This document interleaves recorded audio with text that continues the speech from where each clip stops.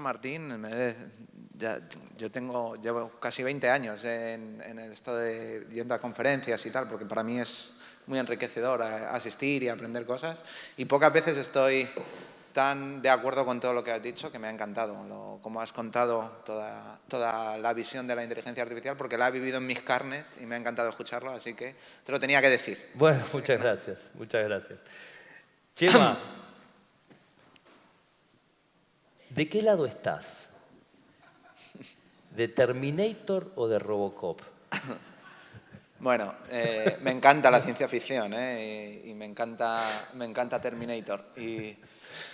Pero he de decir que yo tengo una visión muy positiva de la tecnología. Creo en los seres humanos, ¿no? Y creo que la tecnología no es ni buena ni mala, sino somos nosotros los responsables de utilizarla. E intentar demonizar la inteligencia artificial es como intentar demonizar otras grandes cantidades de avances tecnológicos que hemos hecho. Entonces, es verdad que existe la posibilidad de que utilicemos algoritmos de inteligencia artificial para cosas que no son buenas para los seres humanos, pero lo que debemos hacer es, como sociedad, tener la madurez adecuada para evitarlo, ¿no? Y yo tengo una visión más de Robocop, ¿no? Ahí de Murphy. Sí, como la inteligencia artificial ayudando al Sí, humano por en vez de supuesto. reemplazándolo.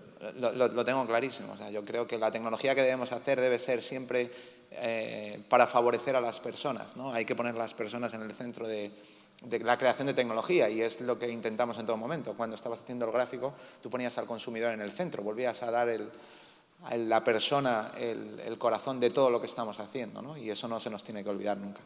Definitivamente. Se dice por ahí, ¿no?, que la inteligencia, o es sabido, ¿no?, que la inteligencia no tiene una sola dimensión, sino que hay animales que son más inteligentes que nosotros en ciertos aspectos. Una ardilla puede guardar 1000 nuts en distintos lugares y acordarse durante años dónde las guardó para ir a buscarlas en el invierno, ¿no? Y en eso supera ampliamente al humano. Y una calculadora de 1970 hace cálculos más rápido que cualquier humano también.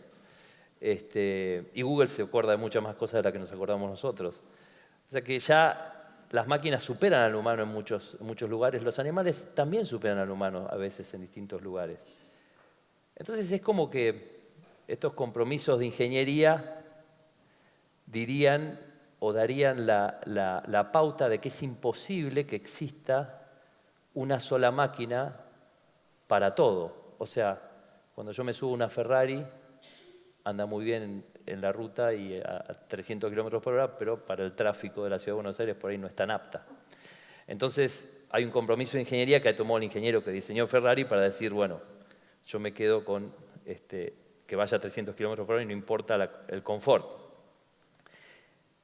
La pregunta que quiero hacerte es, ¿vos pensás que con todos estos avances puede llegar un momento que haya una máquina que pueda entrar en todas las dimensiones de la inteligencia y pueda realmente simular lo que hace un humano? Bueno, me haces una pregunta complicada y compleja. Lo primero que tengo que preguntar lo de la Ferrari, ¿eh? Yo todavía no he podido subirme a una Ferrari y me muero de ganas. Yo tampoco, pero me contaron. Me muero de ganas. Menem tenía una hace un tiempo. Al final, cuando hablamos de inteligencia y hablamos de inteligencia artificial, hablamos de la capacidad de resolver problemas complejos y utilizamos siempre como referencia al ser humano, pero el ser humano no es, ni mucho menos, el ser más inteligente sobre la Tierra, ¿no? Bueno, sobre la Tierra probablemente sí que lo sea, ¿no? Pero no podemos decir que en la existencia el ser humano es el más inteligente ni el más apto para resolver todos los problemas complejos que existen, ¿no? Es verdad que nos ha hecho esa inteligencia ser suficientemente buena como para reinar sobre la Tierra, pero no resolver todos los problemas. Hablabas de problemas pequeños como el de la ardilla y las bellotas que son mucho mejores que nosotros a la hora de resolverlos, y existen muchos más, ¿no? Perdón. Lo que sí que creo es que la tecnología nos va a sorprender constantemente, y sí que creo que llegaremos al momento en el que haya una inteligencia capaz de resolver todos los problemas que es capaz de resolver el ser humano. Yo creo que eso va a pasar. Llegará en un momento en el que será capaz de superarnos ampliamente. Sin embargo, cuando miramos al ser humano hay que mirarlo en otro tipo de dimensiones, ¿no? Hablamos de una persona que somos capaces de tomar decisiones en contra de lo que nos dicta la inteligencia. Somos personas emocionales, tenemos un montón de factores que nos inclinan a tomar una decisión a pesar de que la inteligencia nos diría que deberíamos tomar otra decisión, ¿no? Yo creo que la complejidad de un ser humano es mucho mayor que solo resolver problemas complejos y a día de hoy todavía estamos lejos de ver esto en el mundo de la inteligencia artificial. De hecho, cuando hablamos de los proyectos de moral o de ética en la inteligencia artificial, tenemos un serio problema y es cómo trasladamos eso que nosotros hemos mamado, nos han dado en nuestros países, en nuestros padres, lo que llamamos la idiosincrasia de los pueblos, lo que te hace que una persona entienda que exista la pena de muerte en su país o no exista la pena de muerte en su país. Esas cosas que nos han grabado a fuego en nuestro firmware, ¿no? En nuestro ADN emocional y que nos inclina a tomar unas decisiones u otras, pues estamos todavía lejos, ¿no? Podemos programar un determinado comportamiento, pero no podemos meter valores a día de hoy a la inteligencia artificial y dejar que los enriquezca, que los haga más grande, que se convierta en un líder de esos valores y que los transforme, que es lo que vemos en los seres humanos. Periódicamente vemos personas que cogen esos valores y nos los llevan más allá, ¿no? Esa parte todavía creo que le falta mucho a la inteligencia artificial. Y no estoy diciendo que no seamos capaces que no llegue algún día a verlo, pero creo que la parte de resolución de problemas complejos será fácil que no suceda, la parte que nos hace humanos será todavía mucho más complicada. Muy verdad lo que decís. ¿La música nos hace humanos? Bueno, yo creo que la música es una forma de enviar mensajes a una parte muy humana, ¿no? Esa capacidad de programar emociones que tiene la música es algo muy, muy de estudiar, ¿no? Pero, porque vos sabés que ya hay unos emprendedores alemanes que Sí. se llama AIBA el proyecto, no sé si lo conocés, Sí. que metieron en una máquina de inteligencia artificial todas las partituras de los grandes compositores a nivel mundial, de los grandes compositores de música clásica. Y estudiaron la computadora estudió esos patrones y hoy es capaz de reproducir, apretan un botón y decir, bueno, sacame una como Chopin o sacame una como Bach, y arma canciones específicamente de eso. ¿Vos creés que la inteligencia artificial puede llegar en algún momento a reemplazar a los músicos? Bueno, ¿como ejecutantes o como compositores? Como ejecutantes, como compositores. Bueno, no sabría decirte. Probablemente haya grandes canciones que aparezcan en el futuro creadas por inteligencia artificial. Claro que sí, no me cabe la menor duda. Pero de tanto en cuanto aparecen unos Beatles o aparece alguien que hace un cambio y que crea. Yo creo que esas chispas de creatividad son lo que todavía no hemos sido capaces de construir, ¿no? Con tecnología. Y hablando vos, en alguna entrevista que he visto por ahí, hablás de que las nuevas tecnologías acaban con empleos, ¿no? Pero abren oportunidades para otros nuevos que no conocemos. Sí. ¿Pensás que AI va a ser un lugar en donde va a producirse una gran pérdida de esto? ¿Cómo lo vamos a compensar? ¿Cómo manejamos este dilema, básicamente?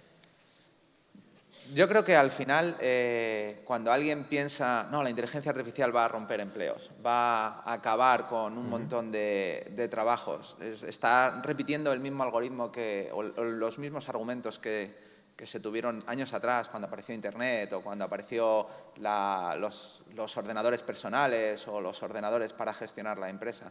Es verdad que cambian la forma de trabajar, pero si miramos los puestos de trabajo que tenemos, los que estamos aquí, probablemente no existían hace 15 años y no podemos decir que no estemos en un sector privilegiado donde haya grandes riquezas, ¿no? Yo creo que ha aparecido un montón de nuevas posibilidades gracias a la tecnología, y si miramos el número de empleados o de personas trabajando en creación de tecnología, en desarrollo de nuevos productos y nuevos servicios, es enorme, ¿no? Yo creo que lo que tenemos que ir haciendo es cada vez transformar el mercado laboral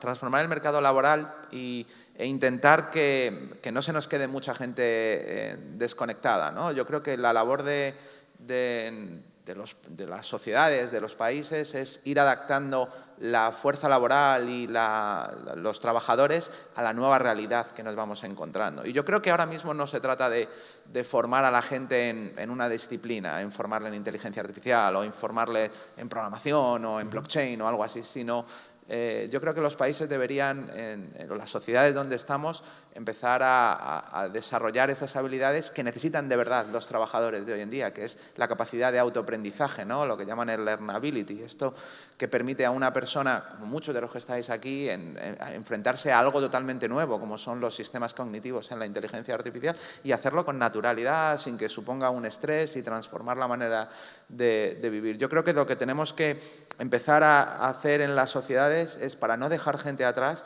hablar de esto que llevamos muchos años diciendo, que lo único inmutable es el cambio, empezar a hacer que la gente viva bien ese cambio tecnológico, que se adapte con facilidad a los nuevos cambios y que aparecerán nuevos puestos de trabajo, por supuesto.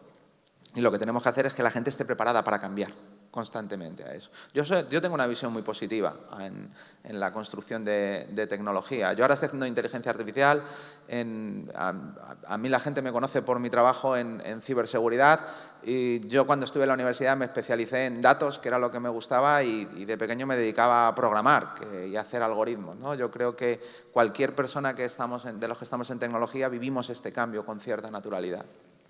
Dentro de tu trabajo actual en Telefónica, ¿cómo ves la visión de Telefónica o la implementación de Telefónica de estos temas de inteligencia artificial? ¿Dónde los ves impactando más? ¿Dónde los ves optimizando más los procesos de tu compañía y demás? Es una pregunta muy buena y además yo me la he respondido muchas veces internamente, ¿no? Nosotros somos una compañía muy grande, somos 135.000 empleados en el mundo y facturamos más de 50.000 millones de euros, ¿no? No son muchas las empresas que tienen esos volúmenes de facturación.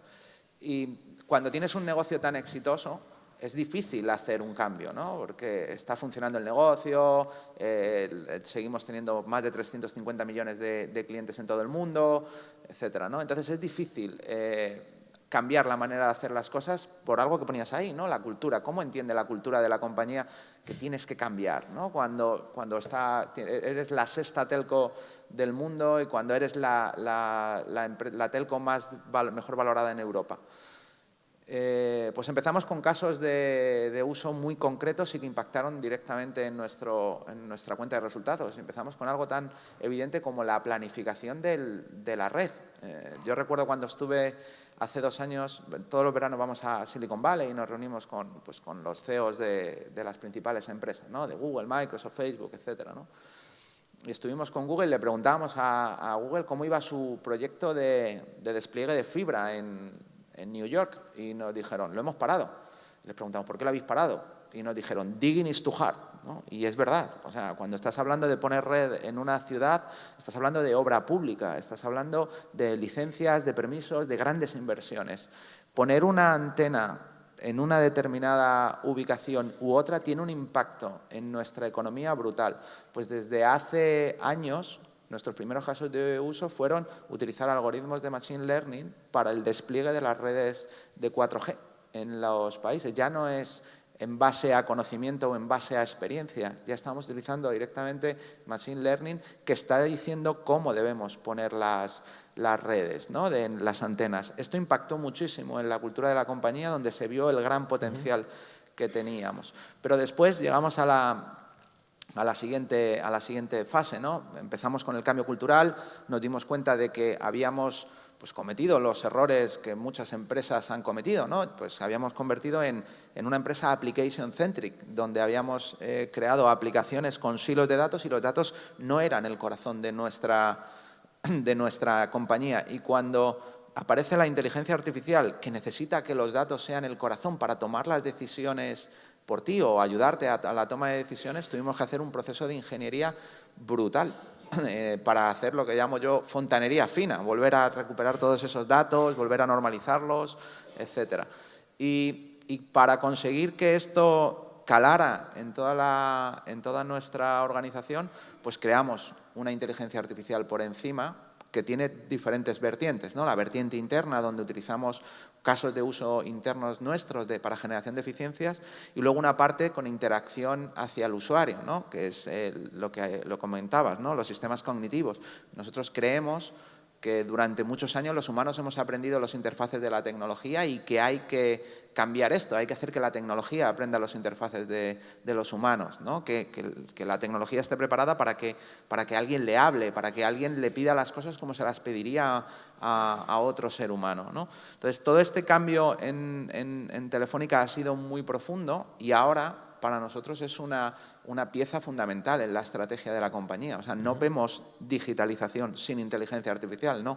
La inteligencia artificial es la pieza fundamental de la digitalización y todo lo demás lo estamos haciendo pensando en que vamos a tener esta inteligencia artificial, que ya hemos lanzado en varios países, como corazón de nuestra estrategia. Pues es que en Globant estamos haciendo algo similar. Una de las ideas que estamos, cuando hace alrededor de 2 años dijimos, bueno, AI tiene que ser el centro. Nosotros dijimos, bueno, AI first, y si es así, vamos a hacer que el 100% de todos nuestros Glovers sepan, aunque sean los rudimentos de inteligencia artificial. Esa es la forma en la que lo tomó Globant y tenemos ahora el compromiso de a final del 2018 tener todos los productos que shipeemos al mercado, tener cosas, algoritmos de inteligencia artificial y funcionalidades de inteligencia artificial metidas. A propósito, va a haber varias de las cosas que estamos haciendo, se pueden ver ahí afuera, como hay una plataforma increíble que es muy parecida a Amazon Go, que se llama Grab and Go, y está ahí afuera funcionando, hecha acá en Buenos Aires.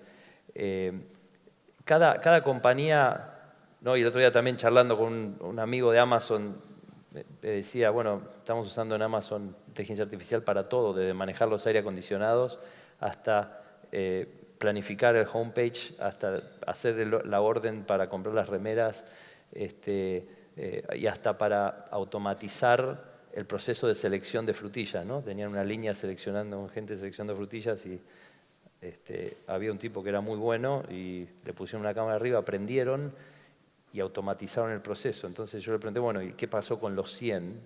Y no me contestó. Entonces, la pregunta que tengo para vos es, ¿cómo vamos a empezar a manejar esos dilemas en donde efectivamente sucede que hay un reemplazo y donde no damos abasto con la velocidad para poder reentrenar a esa gente hacia otros lugares, ¿no? Ya sé que es difícil, pero bueno, ¿qué opinas? Me pones una pregunta muy complicada. Sí, es un penal. es muy difícil.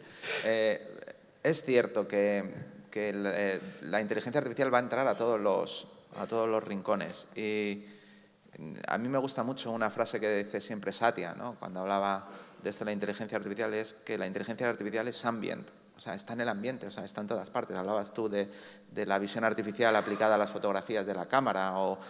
Yo recuerdo cuando estuvimos viendo el proyecto de Loom, de Google, para poner la red de comunicaciones en la estratosfera con los balones, con los globos, pues que cuando se le rompe el balón, lo fotografían con cámaras de alta precisión, les hacen no sé cuántas pasadas y al final le ponen un algoritmo para aprender cómo se ha roto el globo, ¿no? Es bastante impresionante y el despliegue que hacían. Y está en todas partes. Y, por supuesto, va a haber un reemplazo de determinados puestos de trabajo, ¿no? Hablabas de la colocación de las fresillas, ¿no? De la frutilla, ¿no? De cómo seleccionarlas que eran dulces, etcétera. Pues yo creo que la única forma es formación, educación y preparación de las personas para el cambio. Y no es fácil, no es una cosa sencilla, no hay una fórmula mágica. Yo en mi despacho en Telefónica me puse un póster, yo llené todo Telefónica de superhéroes y puse uno en mi despacho que era de Frozen. ¿Todos habéis visto la película de Frozen? ¿Todos habéis visto Frozen? ¿Quién no ha visto Frozen? ¿Quién no ha visto Frozen, por favor? Abandonad la sala inmediatamente. Bueno, en la película de Frozen son dos personajes, uno que es Elsa, que tiene mucho poder y cuando hay un problema, pues crea un castillo de hielo, pero no arregla nada. Con todo su poder se hace un castillo de hielo y no arregla nada. Y la otra es Ana, que no tiene ningún poder, es una persona normal y lo que hace es empezar a trepar la montañita, ¿no? Yo creo que no hay soluciones mágicas y yo siempre tengo a los dos personajes para explicarles que esto no va de ser Elsa y tener mucho presupuesto y hacer castillitos, sino que esto va de trepar la montañita y de hacer el trabajo. Y si no haces bien el fix the basics en la sociedad, si no preparas bien a la gente, si no está bien formada, bien educada, va a ser muy complicado que se adapten al mundo laboral que se nos viene encima. ¿Cómo podemos hacer para cuidarnos de los errores en esa inteligencia artificial cuando la ponemos a cargo de cosas? Obviamente que las decisiones siempre son humanas, ¿no? Sí. Pero al fin del día la inteligencia artificial está empezando a tomar más y más decisiones, desde una inteligencia que está manejando un auto hasta las que están haciendo un pedido en Amazon o están tradeando en forma automática en la bolsa. ¿Cómo podemos hacer para protegernos de esos errores y esas decisiones que no van a estar más en nuestras manos y que van a generar un ambiente como medio raro, ¿no? En el cual los humanos perdemos un poquito el control? Sí, y yo ponía el ejemplo de dos inteligencias artificiales, ¿no? Yo decía, bueno, imaginaos que hacemos una inteligencia artificial que se dedica a poner los bonus o despedir a los empleados de low performance utilizando datos públicos de esas personas o de comportamiento, de utilización de los sistemas. Se puede hacer, saber quién está en low performance, quién va a entrar en low performance, etcétera, ¿no? Podría llegar el caso de que una inteligencia artificial pusiera como low performance a una mujer que está embarazada y no lo sabe la propia mujer, porque el patrón que llega, pues la inteligencia artificial ha decidido que va a empezar a cogerse bajas porque lo ha aprendido de datos históricos o por información en las redes sociales, o vete a saber, y la pone en low performance y podría ser una injusticia, ¿no? Que tu compañía empezara a tomar esas decisiones afectando a valores que hemos defendido durante mucho tiempo como sociedad, ¿no? De determinados valores sociales para proteger determinadas situaciones en nuestra sociedad. Pero por otro lado, imaginemos que hay una empresa que tiene una inteligencia artificial, como tú decías, para invertir, ¿no? Y que analiza cómo se comportan las empresas y cómo funcionan.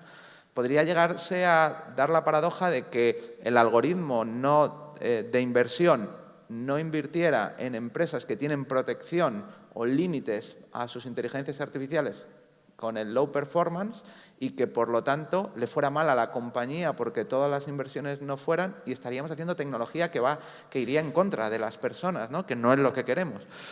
Y además, con una dificultad añadida, y es que una vez que el algoritmo ha aprendido, y estamos hablando de redes neuronales, estamos hablando de deep learning, es muy complicado hacer el seguimiento de por qué ha tomado esas decisiones. No es trivial, no es fácil. Si ya es complicado cuando tiene que hablar con tecnología, ir a un juicio a explicar a un juez por qué ha sucedido algo y explicar todos los detalles técnicos, imaginaos en el futuro cuando lleguemos a este nivel de complejidad. No, es que el algoritmo dijo que y nosotros aplicamos el algoritmo y hacer un paso atrás del algoritmo, un seguimiento para saber cómo ha afectado. Vamos a encontrarnos con situaciones que creo que nos van a generar muchos conflictos, sobre todo en la parte de regulatoria, legal y como sociedades, que todavía no nos estamos ni imaginando dónde vamos a llevar, ¿no? Vamos a llegar. Y no es fácil, no hay una solución fácil. ¿Cómo ves el tema de inteligencia artificial aplicada a uno de los temas que quizás sea lo más relevante que está pasando hoy en día, que es la seguridad informática? Estamos todos paranoicos con eso, sabemos que es muy fácil acceder a un teléfono, acceder a cualquier lado. ¿Cómo ves a la inteligencia artificial en dos aspectos? Primero, sirviendo contra los hackers que quieren... Los cibercriminales. Para nosotros hacker es bueno. Sí, hacker es bueno, tienes razón. Primero, sirviendo contra los cibercriminales y segundo, ayudando a protegernos mejor, ¿no? A día de hoy lo estamos utilizando ya muchísimo, la inteligencia artificial, sobre todo los algoritmos de Machine Learning con aprendizaje supervisado y no supervisado de lo que está pasando en la red. Durante muchos años hemos hablado de los sistemas de detección de intrusiones, de los IDS, que lo que estaban haciendo es recoger datos y buscar perfilados, ¿no?, de patrones. Los famosos, teníamos diferentes tipos, o en base a funcionamiento normal de la red, haciendo perfiles de funcionamiento normal, o bien utilizando indicadores de compromiso que iban alertando de cuando una situación anómala estaba pasando en la red. Y esto cada vez se ha hecho más patente, ¿no? En la mayoría de los sistemas de detección de intrusiones ya se están metiendo capas de inteligencia artificial que están generando alertas a los humanos, ¿no? Y que al final son los que toman las decisiones. Pero también estamos empezando a automatizar la respuesta contra este tipo de acciones por medio de inteligencia artificial. Ya está automatizándose todo el proceso de tratamiento de una incidencia en una compañía dentro de los Security Operation Centers. O sea, que es muy común la inteligencia artificial. Y hay que recordar que muchas de las operaciones en un entorno de seguridad son bastante fáciles de automatizar, ¿no? Es mirar determinados datos, tomar determinadas acciones muy sencillas hasta que se produce el proceso de escalado y ya llegamos al equipo que va a mirar todo el incidente en concreto, ¿no? Pero ya está dentro de los sistemas de seguridad. Para nosotros es una pieza clave y seguiremos viendo cómo se va metiendo más. Chema, la última. Vamos a suponer que estás en una entrevista con José María Álvarez Pallete, ¿ok?